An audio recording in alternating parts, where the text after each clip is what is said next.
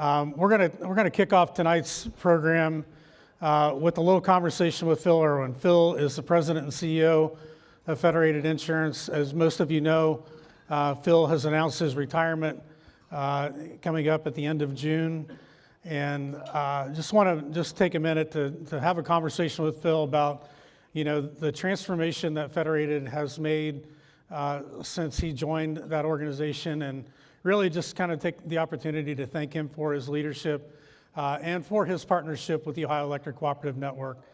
And so, before we get into that, Phil, we got to talk a little bit of football. Okay. So we can't say thank you enough for your partnership on the safety side, but more importantly, there was a quarterback that came from Kansas State University, whose name was Will Howard, that helped Ohio State win a national championship. Exactly. Yeah. How did you guys let him go? I probably didn't offer as much money. Not as much money? Okay. We're from Kansas, So I would have thought Federated could have stepped up a little bit to keep him at Kansas State, but got to keep that expense ratio real low. So yeah, well, at least you got men's basketball this year. No? No. No? Oh, okay. I think we're 22nd in the Big 12 or something like that. 22nd in the Big 12, yeah. Yeah, well, Ohio State's not far behind you in the Big 10 in basketball either, so. Fortunately, we have our women's basketball program that's carrying the water this year, so.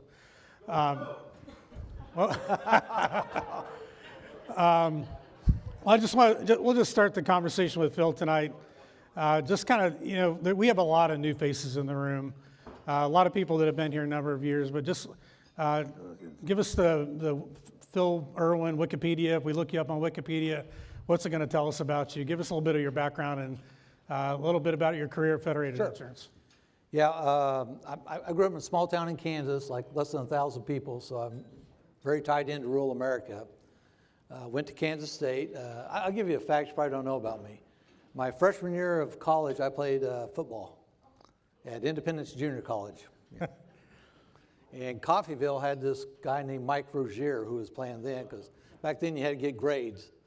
And they ran a draw play, and I swear it was like the Red Sea parted, and I attempted to tackle Mike Rozier. Still got the cleat marks on my chest, I believe. And it sure became a better story once he won the Heisman, so without a doubt. So, yeah. And so that's kind of where I grew up. Went to public accounting, and Federated was actually an audit client of mine.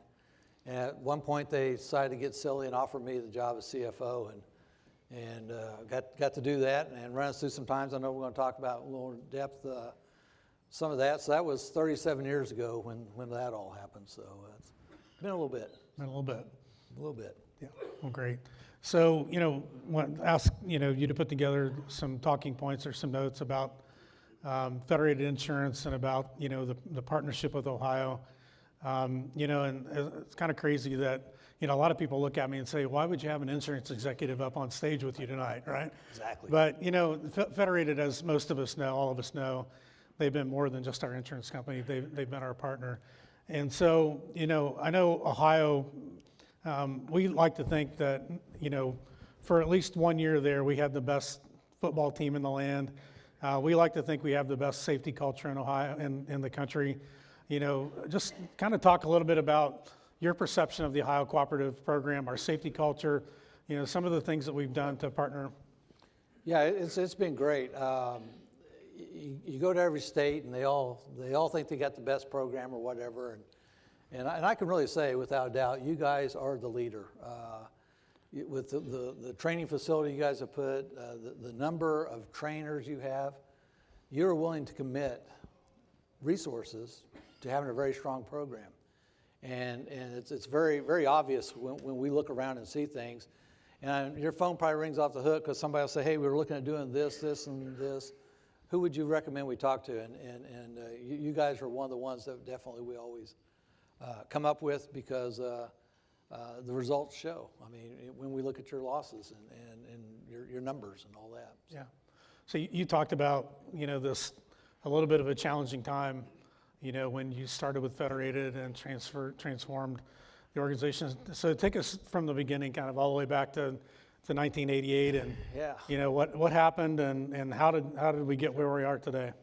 Yeah, it was kind of interesting. Again, I was an auditor for Federated, so I knew their skeletons and where everything was buried and all that. But so the last week of December of 1988, I came to work at Federated as a CFO, and you know, it's kind of one of those things that you do. And to give you an idea of the numbers, because I am a CFO by training, the numbers, we had a claim that had happened before. It was a 10-year-old claim. And in August of '88, they settled it. And it was a $21 million settlement and some change. And at the time, the reinsurance, take care of the big losses that we handled, we had 100,000 retention. So it should have cost us 100,000. Mr. Reinsurer, give us our 21 million. The only trouble was that reinsurer was insolvent. So there was no checks to come back to us. And so they had to write that off. And when they did, to give you an idea, the surplus was $17 million. So you don't have to be a CPA, but if you got 17 million of equity and you got to write off 21 million, that's a negative number. State insurance departments don't like seeing that. So the senior leadership at that time, when they were structuring this deal, had contacted an insurance company to bail us out, to invest capital in us. And, you know, we had one of our board members said, after hearing the presentation, anybody call CFC and see if they would do this deal? And the CEO at the time, I was told, said, no, we don't work with them, so we didn't call them. So this board member, the CEO from a Missouri co-op, said, I want to call timeout. Let's take a little recess here. Walked out to the lobby, and some of you may remember this thing called payphones that they had because we didn't have a cell phone. Picked up the phone and called Chuck Gill, who was CFC CEO at the time. He was Sheldon Peterson's predecessor. And in the course of a 20, 30-minute phone call, not Sheldon, Chuck decided that they would put $21 million into Federated. Give us a couple weeks to work out the paperwork, the financials and everything, but we're going to invest. We think Federated has value to the membership countrywide. So that's what they did. And I'm really glad they did, and I hope all of you guys are too, because for about 7 or 8 years, we didn't pass all the financial covenants. So the deal that was being proposed to us, had that went, they would have taken Federated over, and we would have been a subsidiary of some bigger company. Instead, CFC, we didn't pass the covenants, and they said, okay, it's fine, we'll waive them. You're on the right track, you'll get there. And so because of CFC, we are still in business today serving the co-ops. And we weren't near as big back then. Our assets were like 82 million. The surplus was 17, of which CFC had 21 million. And our combined ratio, and that's how you measure how your losses stack up to your premium, we clocked in at 155%, which is the worst combined ratio we've ever had. And the goal is 100%, so to give you an idea of how bad that was. So yeah. It was a tough time. From there, the next crisis we got to deal with was in 1993. And what happened then was, back in the mid-'80s, when things were going, Federated decided to expand rapidly. So we started writing in business in a lot of states. We did not do data analysis to figure out what should the rate be. It's kind of like, okay, we're going to Mississippi. These Iowa rates ought to be just fine for Mississippi, you know. And of course they weren't. So the actuary and I had a long discussion when we were doing the 93 year end. And he decided at that time we needed to add $10 million to our loss reserves, which basically came out of surplus and knocked our surplus down to 12 million, of which CFC still owned 21 million of the 12 as you go. So we kind of made it through that. We were getting a little bigger, a little over 115 million. Our surplus dropped to 12 million, which was an all-time low in my time frame with there. And that was one of the big things that we got through that. That was also the year that our national competitor was a company called Reliance National, and they pulled out of the rural electric market. They just didn't say, we're not going to do this. They said, we're done. because they were losing too much money. They were matching our prices is what I think was happening. So that was kind of a rough time. The good thing that came out of all that was we revised our strategic plan in a big way. Our emphasis were on different things. One was financial. Obviously, we had to fix that and get that done. But the other one, we started putting more emphasis on safety. How can we help the co-ops, all co-ops, get safer so that we don't have these losses and things to worry about? And that was the turning point, I will say, from a financial perspective when we started getting a little bit better, from that standpoint. So, but Yeah, so you fast forward, that's kind of in the 1990s, right, yep, right? You became a cooperative. Yep. 2004, Yep. we Yeah, had all the fun. had another competitor Yep. jump out. That's right. Yeah. The great thing about becoming a cooperative, it was a neat thing for us, and we actually had a board member because the attorneys we were using to make this conversion really came up and said, "Would you still do this if they change the tax laws on you?" And we had one of our directors stand up and said, I know Phil, and I was still CFO then, I know Phil's all excited about the financial savings, that's great and everything, but I'm more impressed that after 40 years, we finally figured out how to become a real cooperative. And that is really the mindset that we had in taking care of people. So we're getting a little bit better. Like I say, in 2004, St. Paul was our primary competitor there on the insurance side. And they had a stray voltage claim, which those involved dairy cows and stuff like that. And we had our tussle with a lot of that.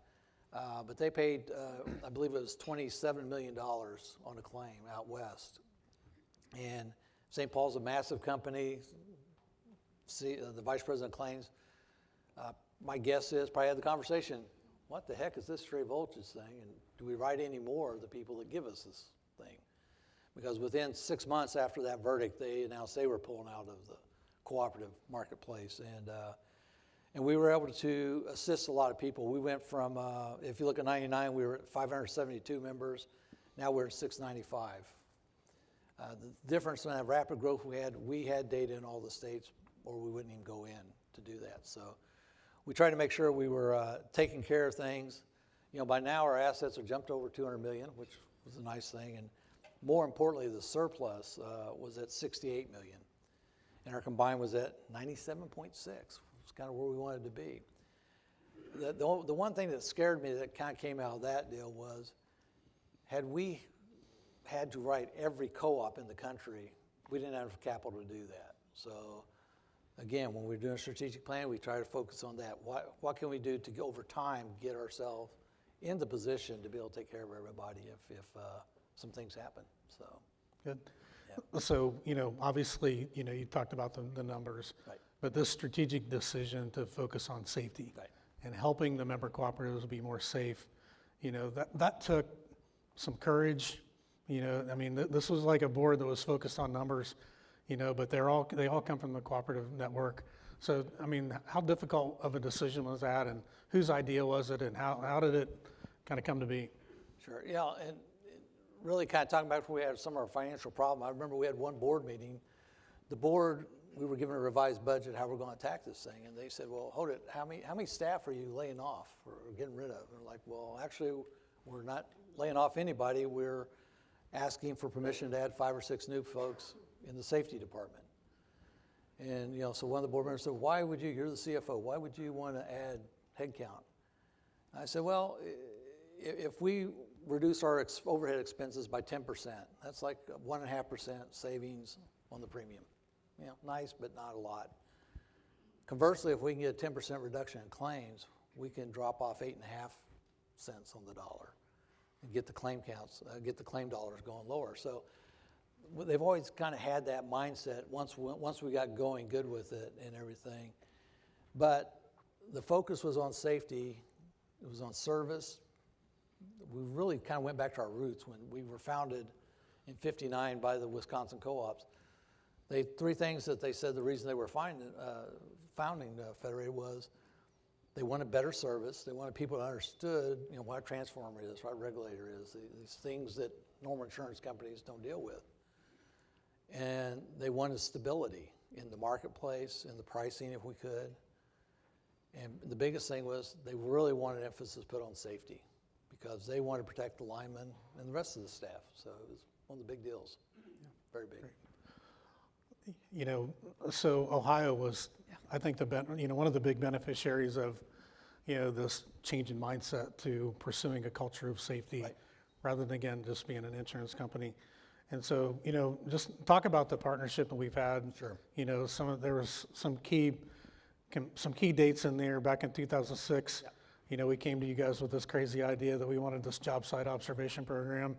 And just talk us through that decision and, your willingness to kind of take that on. Yeah, that was kind of interesting. I became CEO in July 1 of 2006. So one of my first really big things I got to do was to address this request. Because, Frank, my predecessor, great guy, really believed in safety and stuff. But I think you guys approached him first, and he was like, what if they don't like what our people tell, or people get upset and we lose business over the deal? We lose members. And so in July, I think somebody gave me a call real quick in early July about would I be interested in looking at something like this.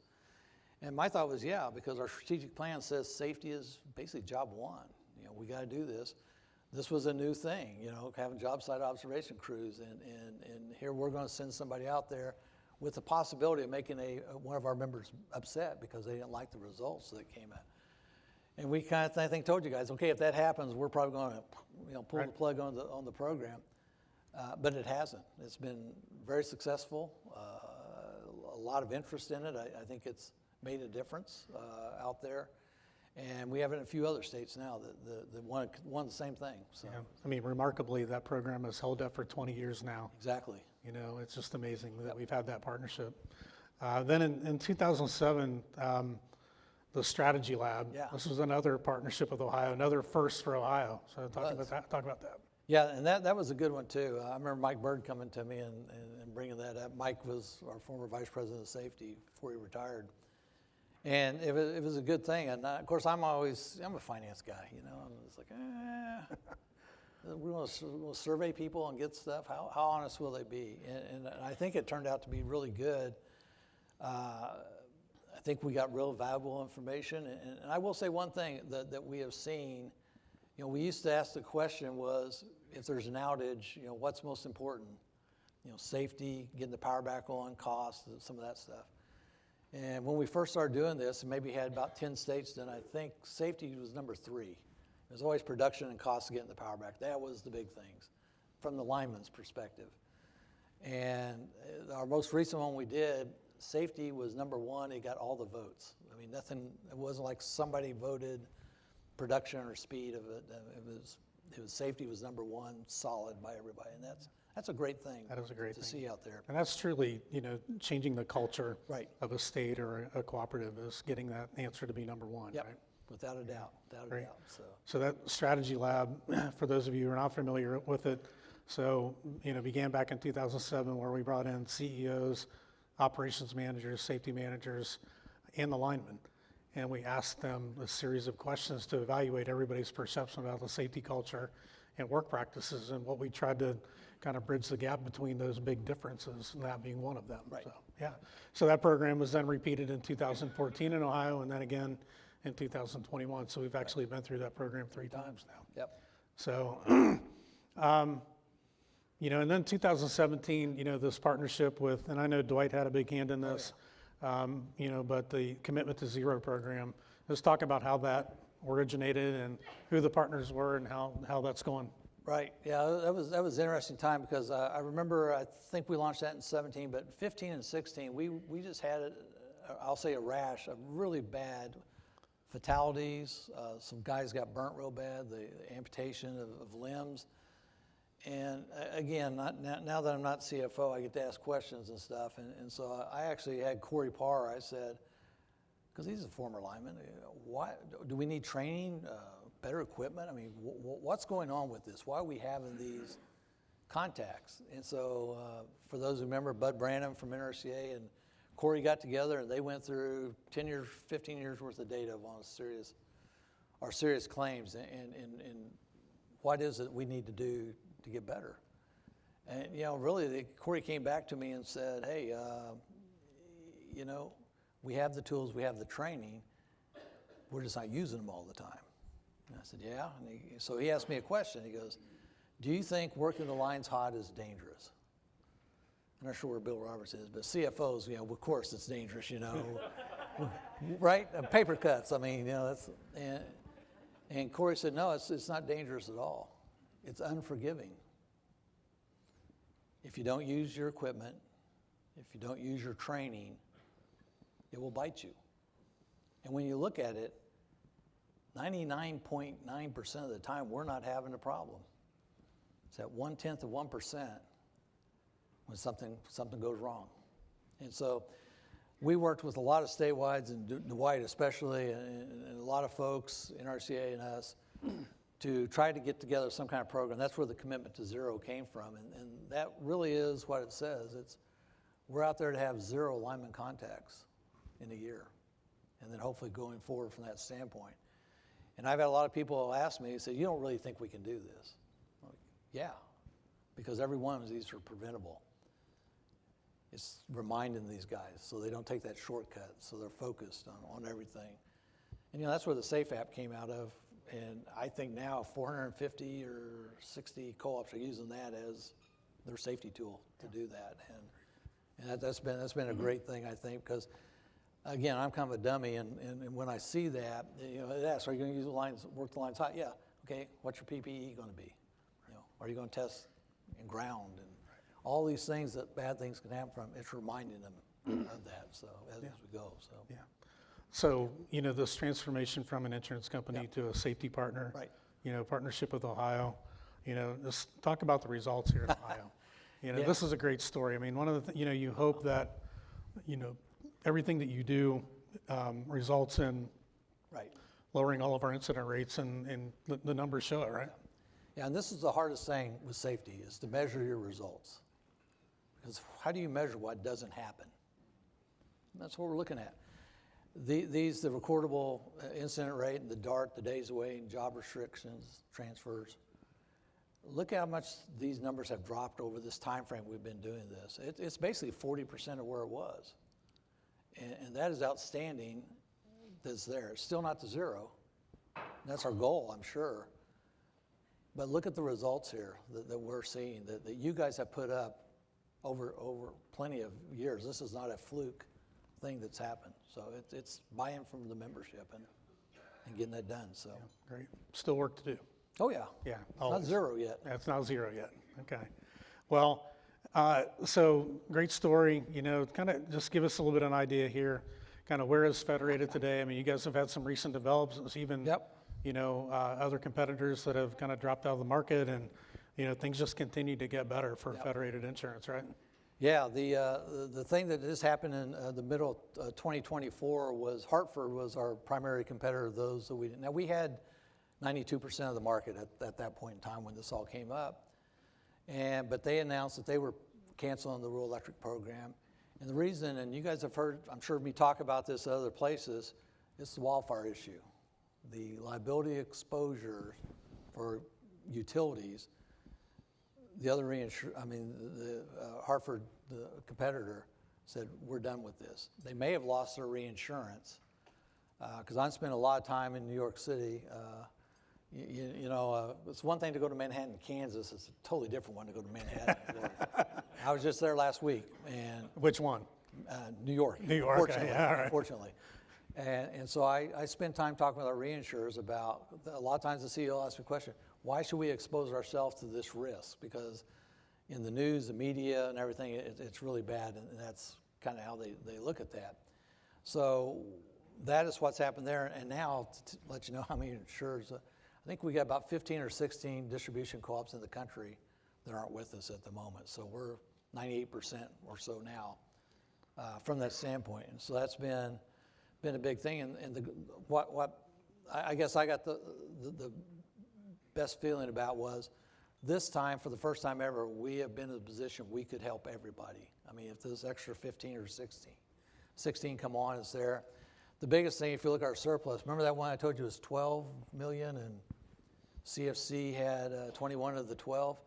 Now it's $306 million is our surplus that's out there. And that doesn't count the 214 million, I think it is, how much we've retired or the patronage capital and given back to the membership. So most importantly, though, you'll see the combined ratio is still right under 100, 98.3, and that's, we got to be solid. Chuck Gill told me a long time ago, if you're not a financially strong cooperative, you can't be a benefit to the membership. So, and that's really where it's at. So, Well, it's a great story, Phil, and again, we certainly appreciate all the leadership that you provide, but as I mentioned in the beginning, June 30th, you're literally and figuratively the airplane lands, right? That's right. Yeah, this is a guy who puts on about 1 million miles a year on airplanes to travel to these conferences and national conferences, and but that retirement date will come, and they've named the next guy, and that's Corey Parr. Yeah. Talk about why, a little bit about Corey and why he's going to be the next great leader of Federated. Corey, I rely on Corey a lot. Again, he's a former lineman, the safety side, he's climbed the poles. There's no way I'm going to climb a pole. I see what happens when things don't go right. And when I first started at Federated, I would actually, if we had changed a light bulb, I'd go kill the power to the whole house because I saw what this could do to you if you didn't know what you're doing. But Corey's a great guy. He's from Georgia, so he has a little funnier accent than I do. So, but he's a good one to give a hard time to. He's very dedicated to safety. He travels every bit as much as I do, working with folks like you to make everybody safer and everything. I think he was a great hire for Federated. We have a great CFO, and she'll do a good job of helping him in the area he's weakest in.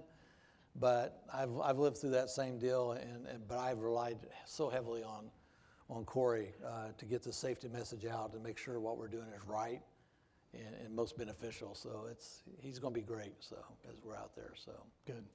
And I think you have something that you want to talk about now. Yeah. Or you just got something in your pocket. I don't know something in what my it is. pocket. Yeah. This is my favorite parts of my job, which is slowly going away. So back in 1959, the Wisconsin co-ops formed Federated. And the first thing the board did, and has always done, is return a portion of the premium to each state to fund safety, to help fund safety so everybody has some money. You guys do a great job of funding safety, but other states, maybe not so good a job. So I got a check today, if you would like, tonight, I mean. So. I'm going to invite my boss to come Good- up and good collect that. idea. You are a bright guy, aren't you? Yeah. That's the first time anybody's ever said that, by the way. Yeah. So anyway, so I have a check for $59,959 for something. Yeah.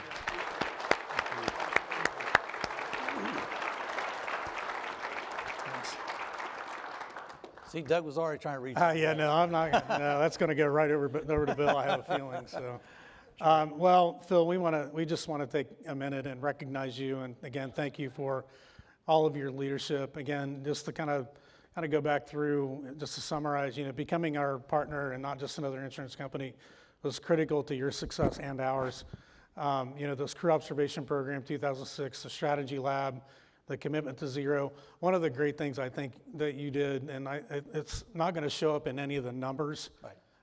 is calling attention to the serious incident and fatalities. It takes somebody with, having a crucial conversation with people that take a lot of pride in the job that they do to say, folks, we're not as safe as what we think we are. Right. And calling attention to that, I think, was fantastic. The safety grant program, this $59,000 that you just have given us, we can add that to our recent 10-year total of about $415,000 in safety grants just the past 5 years alone. With that check, puts us up close to $300,000 in the last 5 years. In addition to helping be a partner with this program here and being a conference sponsor, $75,000 since the inception of that program, $10,000 annually. Still got a combined ratio of under 98%. We're trying to get it up above it. There you go. But no, I want to thank you. The board today just in recognition of all your leadership and your commitment to the Ohio Cooperative Program, passed a resolution in appreciation. And I'd like to invite Dwight Miller to come up and read this. Safety is pretty near and dear to my heart. We had a contact accident a while back, and to read what's on that paper just kind of gets me a little bit emotional. So I'm going to let Dwight do it. Pull it together, Doug. Pull it together, man. Oh my gosh. Sheesh. All right. Phil Irwin. This is the proclamation. Whereas the Board of Trustees acknowledges that success in college football I'm sorry, requires talent, strategy, teamwork, and apparently the quiet intervention of insurance executives.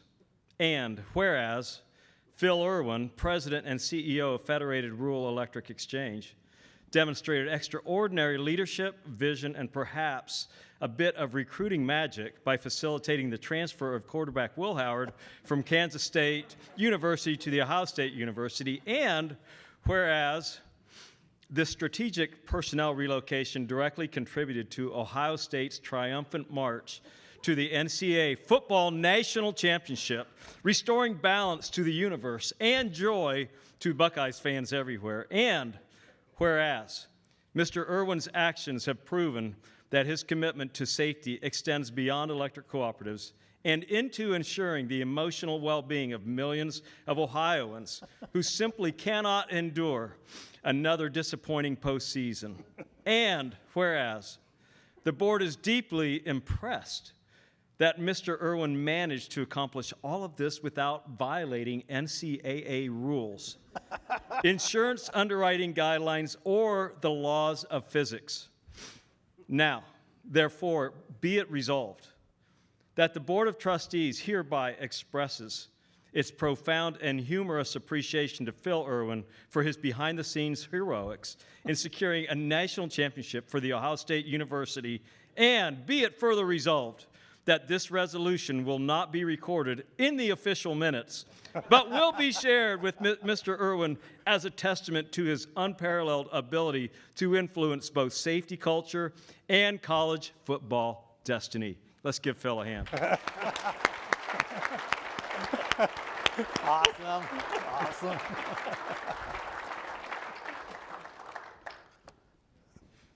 Phil, any comments before we go on?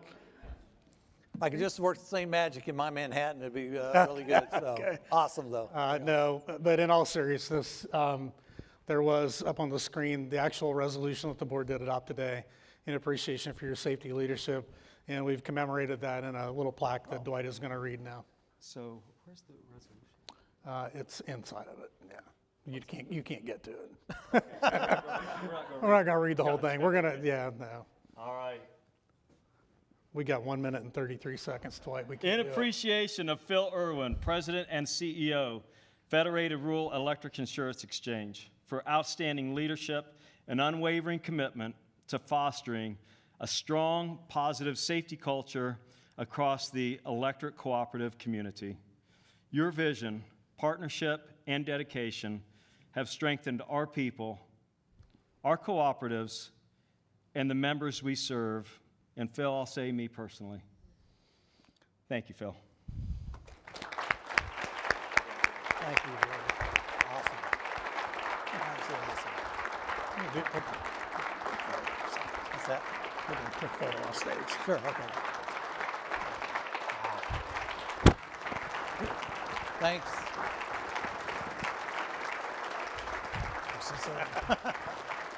Thank you all. Yeah, one thing I would like to say, and Doug, you've heard me say this before, is one thing I hope we have turned Federated into is not an insurance company, but a safety company that uses the insurance to fund all this stuff. Because at the end of the day, the most important thing is having everybody go home at night, whether you're employees or your members, and taking care of everybody. So thank you so much for all this, and I really enjoyed the football one too. So.